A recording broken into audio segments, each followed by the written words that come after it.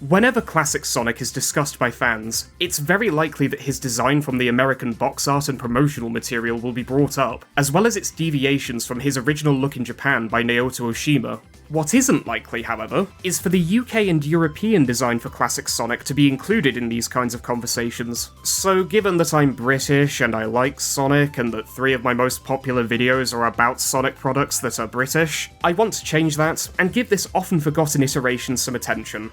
It's understandable why he isn't talked about much. The design was only around for a couple of years, lasting from 1993 to roughly late 1995. Before that, Sonic's appearance would constantly fluctuate for us tea drinkers and our baguette-eating, beer-downing, bullfighting, pizza-loving, and bicycle-riding friends across the continent. On one game's box art, you'd see arguably the single most iconic illustration of the guy ever made, and then on the next, he'd suddenly have a mohawk, bowed legs, and crooked ears. And then for some inexplicable reason, he'd go right back to having his Japanese design one game later. It was as inconsistent as the gameplay in the 3D titles. I'm not sure if this inconsistency was the reason for the UK Sonic design's existence, though. Actually, in all honesty, I couldn't find any sort of explanation for it when I was researching this topic. If I had to hazard a guess, the folks over at Sega Europe probably wanted to make their own box art instead of relying on whatever assets the Japanese and American sides of the company would send them, and then having to stitch something together from all of it. If anybody has a different idea, or hell, actually knows how and why the design came to be and can back it up with a source, then please get in touch. I'd love to talk to you about it for a brief addendum to this video. The first thing you'll notice about UK Sonic is that he more closely resembles the original Japanese artwork than Greg Martin's take does, as he lacks those bent ears and mohawk-styled quills among other things. You'd be forgiven for thinking these two designs are the exact same given how similar they are, but there are a few small, key differences between them. The funniest to me is that UK Sonic looks absolutely fucking pissed off all the time, as if he's just spotted somebody reading the Daily Mail, or experienced 32-degree weather 3 days in a row in fucking May. It's a very accurate depiction of what us Brits look like on an average day, so well done for making Sonic even more appealing to us.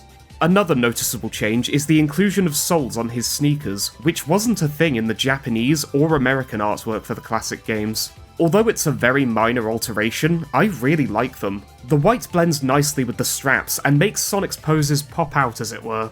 There's also his quills, which are drawn about as consistently as Sonic's design was across Europe in the early years. I don't mean that in a bad way at all. They look really cool in some illustrations like this one, where a couple of his spines are pointing upward as though he's about to transform into Super Sonic. I will admit there are some instances where they aren't drawn the best though, like here where they look so damn tiny. It's a million times better than anything I could ever draw though, so more power to the artist. Shit, speaking of which, I should probably talk about Duncan Gutteridge, who was the primary artist for the Sonic franchise in the UK and Europe throughout the early to mid-90s. If you've watched my video about the Sonic gamebooks, then you'll likely recognise some of his work, as it was used on the covers of Metal City Mayhem and Zone Rangers, after originally being drawn for a Sonic calendar, which also happened to be one of the first things he worked on for the series. He discussed this and his overall involvement with Sonic during a 2016 interview with Nintendo Life, stating, "The Sonic illustration work came about from a call from an agency who had seen my work in various publications.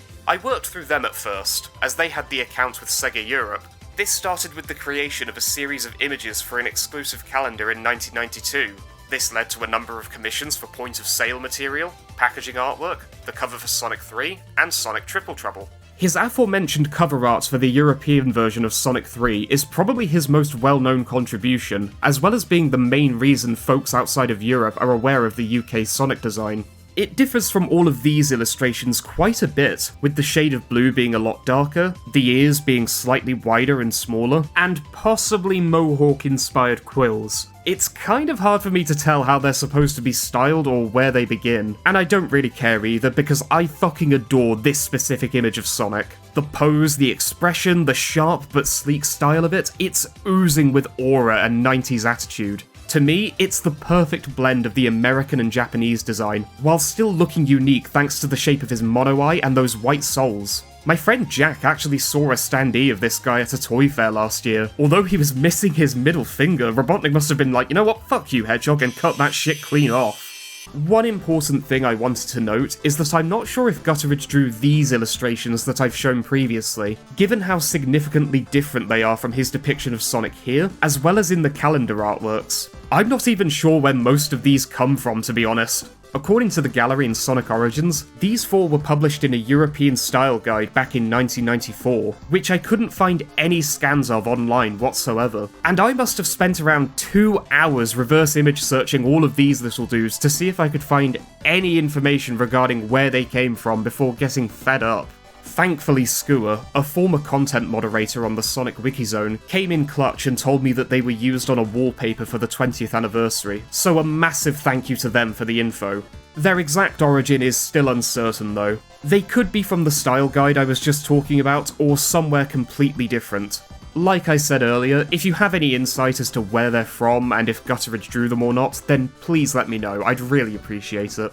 Getting back to something that we know Duncan definitely drew, I want to talk about his rendition of Sonic Triple Trouble's box art. There's the obvious changes to Sonic's appearance from the North American version of the cover by Greg Martin, like the removal of the mohawk and the addition of white soles, but he also looks like he has brown irises here. I know it's likely intended to be lighting or shading, and they were kind of there on the original version, however they're much more prominent here given their larger size. That's about it in terms of differences here, although I do want to go on a side tangent for a second. What the fuck is going on with Robotnik? Why is he a giant floating head in the sky? It's like he's trying to do a shit impression of the weird baby son from the bloody Teletubbies. Alright, let's talk about Stay Sonic, a 1993 book that details some juicy British Sonic lore.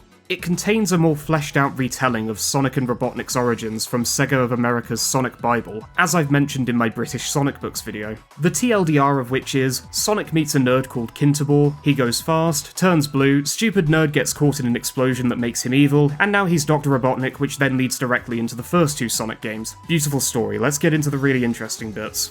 There's several aspects of the book that may have inspired the recent live-action movies, such as Sonic having a large comic book collection, and more notably that he was first discovered by a sharp-eyed owl named Sophocles, which could be the basis for the character Longclaw. The book also contains a metric shit-ton of information about the Badniks, like the fact that the blue and green neutrons are actually 2 different breeds called the lesser spotted blue neutron, and the lesser spotted oh heck it's that one green neutron respectively. Grabber is revealed to be a fucking cannibal, as its biography states. Some people have wondered why there aren't more badniks in the chemical plant zone. It's because Grabber isn't very discriminating about who it grabs. Rexon from Hilltop Zone is stated to be one of Mobius's oldest inhabitants despite being created by Robotnik, no idea how that works. Apparently the best way to annoy a Burrowbot is to call it a sissy and knock off its baseball cap. And Spikes is dubbed a weird blend of Motobug and crab meat, heavily implying that Robotnik combined the 2 badniks together to make it. Stay Sonic also contains the first instances of swearing in the franchise. How scandalous, I know. Its horrifically offensive profanity consists of Sonic being called pretty damn nosy, and describes the Buzzer Badniks as making life hell for picnickers. Chances are if you've made it this far into the video, you probably like Sonic, but the question is, how much do you like the blue arsehole? Well, luckily, this book has the perfect, quintessentially British quiz for you to find out. Seriously, look at some of these answers. Tell her she's a dozy old trout and go upstairs to pack your bags. Accuse her of going out with a Chippendales / him of going out with a Dagenham girl pipers and finish with her / him forthwith. Stop off at the bookies en route and slap your hard-earned on Mr. Snodgrass in the 3:30 at Chepstow. Mike Pattenden, you might just be the funniest motherfucker to ever work on this series.